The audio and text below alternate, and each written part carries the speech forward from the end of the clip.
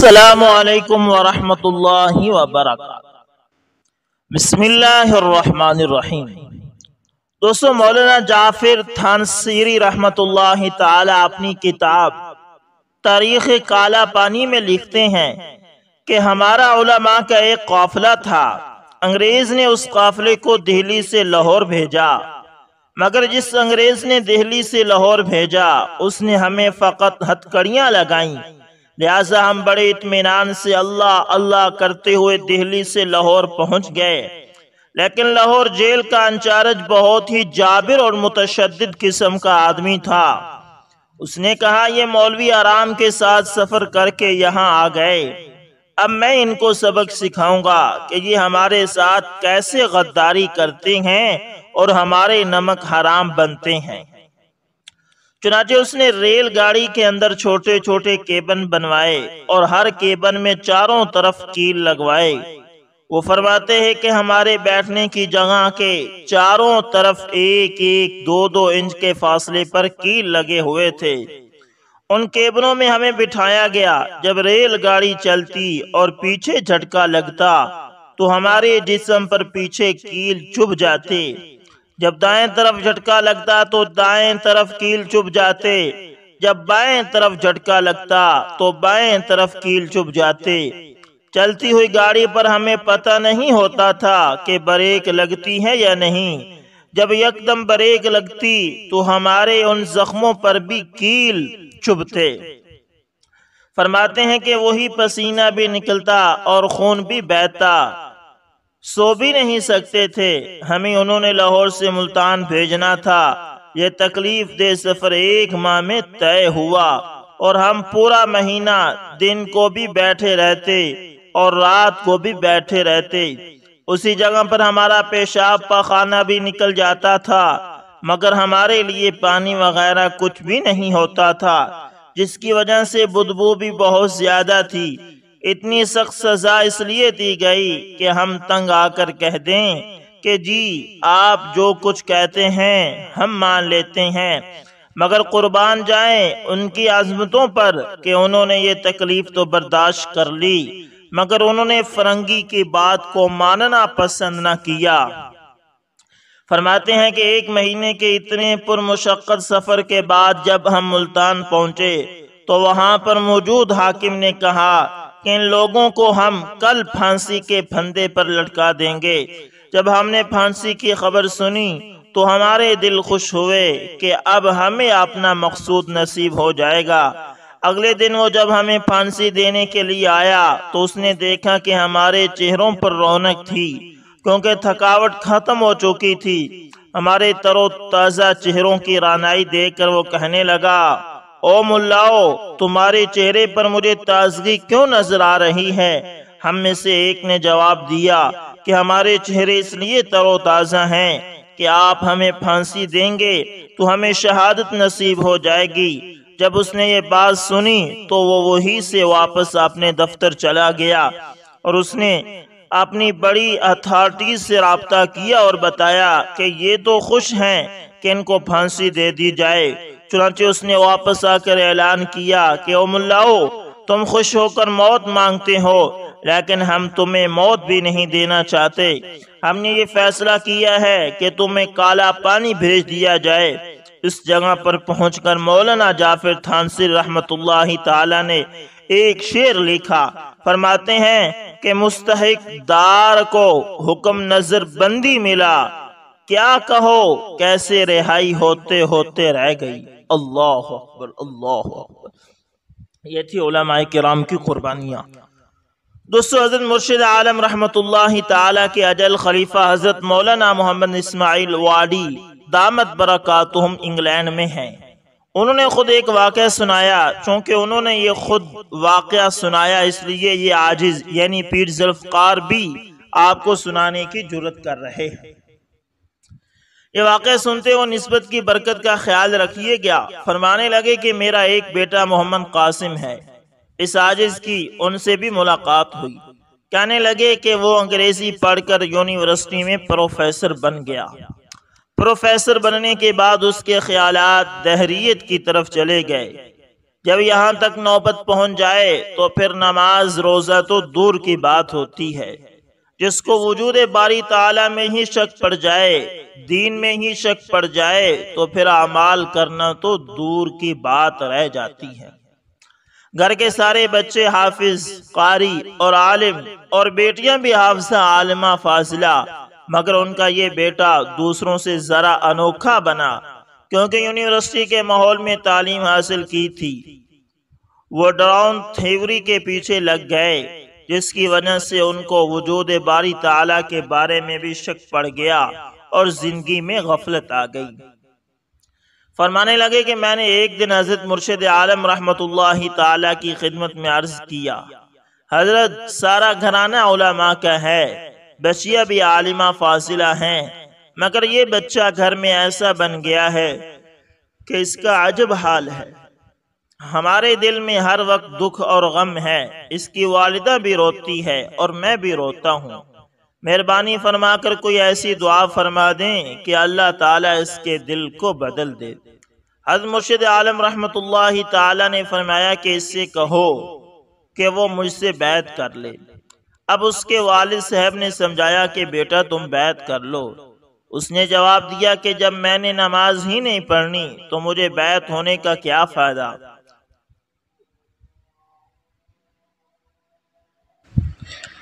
مولانا رحمت اللہ تعالی نے حضرت پیر صاحب کی خدمت میں پھر عرض کیا کہ حضرت میرا بیٹا کہتا ہے کہ میں نے جب نماز ہی نہیں پڑھنی اور نہ قرآن پڑھنا ہے تو پھر بیعت کا کیا فائدہ۔ حضرت نے فرمایا کیا میں نے اس سے کہا ہے کہ وہ نماز پڑھے اور قرآن پڑھے؟ میں نے تو صرف یہ کہا ہے کہ بیعت کر لے۔ یہ ایک عجیب سی بات ہے جو عام بندے کو سمجھ نہیں آتی۔ اگلے دن اس کے والد نے پھر کہا بیٹا یہ بزرگ ہمارے ہاں تشریف لاتے ہیں، تمہاری سب بہنیں اور بھائی ان سے بیعت ہیں، میں بھی بیعت ہوں، تم بھی بیعت ہو جاؤ، اس طرح ہمارے گھر کے سب افراد بیعت ہو جائیں گے۔ اس نے کہا ابو میں نے کرنا تو کچھ ہے نہیں۔ باپ نے کہا بیٹا تم کچھ نہ کرنا، صرف بیعت ہو جاؤ۔ اس نے دل میں سوچا کہ چلو ابو راضی ہو جائیں گے، اس لیے میں بیعت ہو ہی جاتا ہوں۔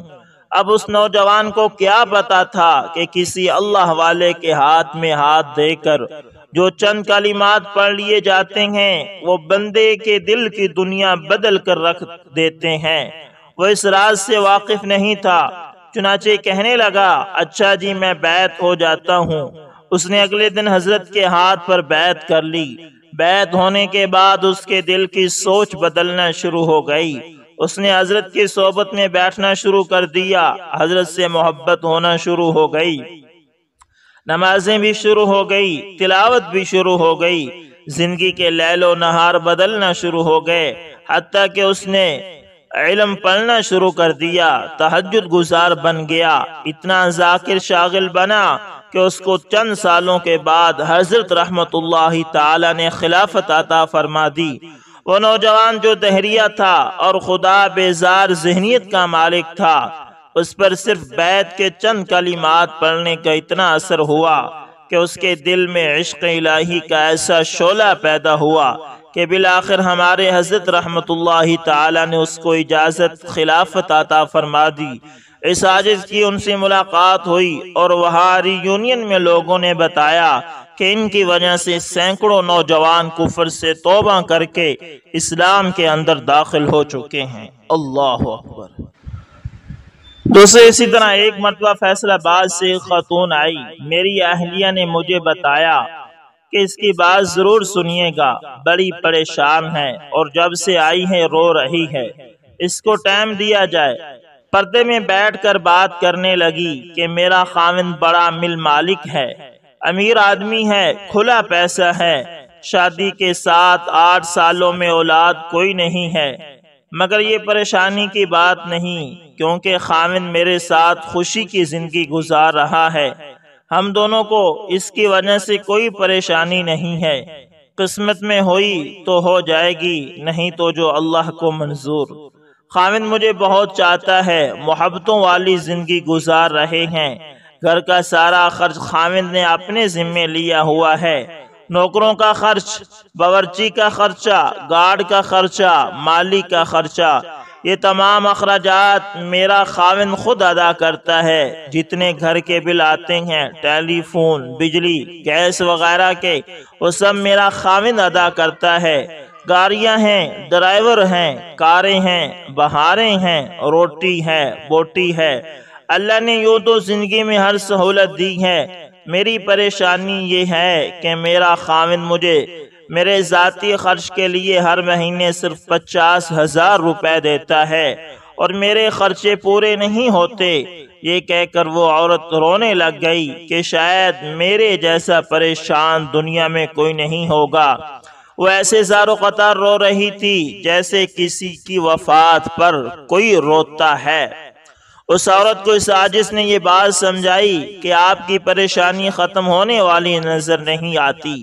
آپ کا خاوند آپ کو 50,000 کی بجائے 1,00,000 روپے ماہانہ بھی دینا شروع کر دے، پھر بھی آپ کی پریشانی ختم نہیں ہوگی۔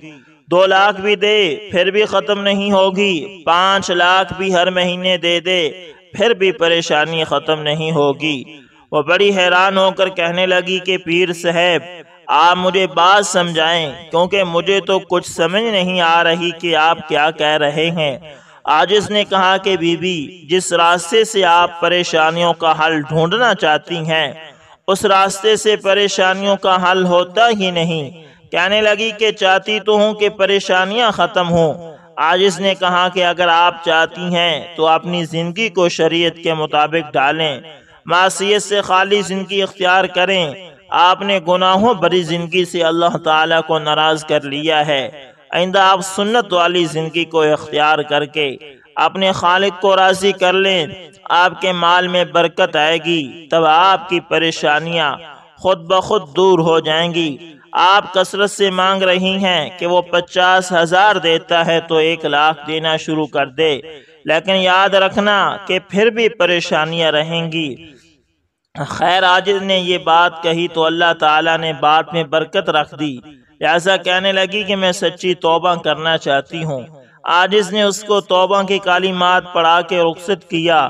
الحمدللہ 3-4 مہینوں کے بعد اس نے فون کیا، کہنے لگی کہ اب تو میں نماز کی پابند ہو گئی ہوں، برقع میں نے کر لیا، ٹی وی چھوڑ دیا۔ وہ عورت کہنے لگی کہ اب تو میں اچھی خاصی مولوی بن گئی ہوں، لیکن ایک بات بڑی عجیب ہے کہ اب میرے مہینے کے خرچے 15,000 میں پورے ہو جاتے ہیں اور باقی رقم یتیموں اور بیواؤں کے اوپر خرچ ہوتی ہے۔ اللہ اکبر، اللہ اکبر۔ دوستو، اسی طرح اس عاجز کی اپنی زندگی کا ایک واقعہ ہے کہ ہمارے محلے کی مسجد میں ایک حکیم صاحب تھے۔ کونے پر ان کی دکان تھی، ان کا نام احمد بخش تھا۔ وہ قرآن پاک کے بڑے اچھے حافظ تھے اور خوب پڑھتے تھے۔ ہم اس وقت چھوٹے چھوٹے تھے، رمضان المبارک کا دن تھا۔ کسی نے ان سے کہا کہ آج 27 کی رات ہوگی، اگر آج رات پورا قرآن سنا دیں تو بڑا مزہ آئے گا۔ ان کا حفظ بھی بڑا پکا تھا۔ وہ کہنے لگے کہ اچھا، میں آؤں گا۔ مسجد کوثر میں انہوں نے سنانا تھا۔ اس وقت عاجز کی عمر 9 سال کے قریب تھی۔ عاجز بھی وہاں پہنچ گیا۔ حافظ صاحب نے 2 رکعت کی نیت باندھ لی۔ انہوں نے ایک رکعت میں 29 پارے پڑھے۔ ان 29 پاروں میں ان کی کوئی غلطی میں نہ آئی۔ پیچھے 8-10 حافظ کھڑے تھے، وہ سب چپ رہے۔ کہیں کوئی اٹکن بھی پیش نہ آئی کہ پیچھے سے کوئی لقمہ مل جاتا۔ پڑھتے چلے گئے۔ 29 پاروں کے بعد انہوں نے رکوع کیا، پھر دوسری رکعت کے لیے کھڑے ہوئے۔ اللہ تعالیٰ کی شان دیکھیے کہ انہوں نے آخری پارہ بھی کافی پڑھ لیا۔ جب سورہ اخلاص یعنی قل هو اللہ احد پڑھنے لگے تو بھول گئے، کوئی متشابہ لگ گیا۔ اب وہ اس سورت سے نکلنا چاہتے تھے مگر نکل نہیں پاتے تھے۔ جب وہ 3 دفعہ اس کو لٹایا اور آگے نہ نکل سکے تو اس وقت ایک غیر حافظ بندے نے ان کو لقمہ دیا اور حافظ نے غیر حافظ سے لقمہ لے کر سورہ اخلاص مکمل کر لی۔ نماز کے بعد لوگ بڑے خوش تھے مگر قاری صاحب کو پسینہ آیا ہوا تھا۔ جب اٹھ کر جانے لگے تو کسی نے پوچھا کہ حضرت کیا بنا؟ کہنے لگے نہ پوچھو، 29 پارے پڑھ لیے تو بڑی خوشی ہوئی۔ جب سورۃ اللہب پڑھ رہا تھا تو اس وقت دل میں خود پسندی کی کیفیت پیدا ہوئی کہ اس وقت میرے جیسا بندہ پورے شہر میں کوئی نہیں ہوگا جو 2 رکعت میں قرآن سنا سکے۔ میرے دل میں یہ بات پیدا ہوئی تو اللہ تعالیٰ نے مجھے سورہ اخلاص میں متشابہ لگوا دیا، یہ بتا دیا کہ یہ تیرا کمال نہیں، یہ تو میرا کمال ہے۔ یہ اللہ رب العزت کا کمال ہوتا ہے کہ وہ اپنے بندے کے لیے قرآن پاک کا یاد کرنا آسان فرما دیتا ہے، اس لیے حفاظ کو اللہ تعالیٰ کا احسان ماننا چاہیے۔ اللہ اکبر، اللہ اکبر۔ دوستو، اس لیے خود پسندی اور تکبر سے ہمیشہ انسان کو بچنا چاہیے۔ دوستو، اسی طرح ہمارے جامعہ میں ایک لڑکی آئی، اس وقت اس کی عمر 22 سال تھی، وہ BA کر چکی تھی۔ اس نے جامعہ کی پرنسپل صاحبہ سے کہا کہ میری امی میری شادی کرنا چاہتی ہیں، میں آپ کے پاس اس لیے آئی ہوں کہ آپ مجھے غسل کے مسائل سمجھا دیں۔ انہوں نے پوچھا کہ آپ تو تقریباً 15 سال کی عمر میں جوان ہوئی ہوں گی۔ اس نے کہا جی ہاں۔ انہوں نے کہا کہ 15 سال کی عمر سے لے کر اب تک آپ ہر مہینے غسل بھی کرتی ہوں گی۔ اس نے کہا نہیں، میں باقاعدہ غسل تو نہیں کیا کرتی تھی، بس جیسے دوسرے نہاتے تھے ویسے ہی میں بھی نہا لیا کرتی تھی، مجھے تو یہ نہیں پتا تھا کہ غسل بھی کرنا ہوتا ہے۔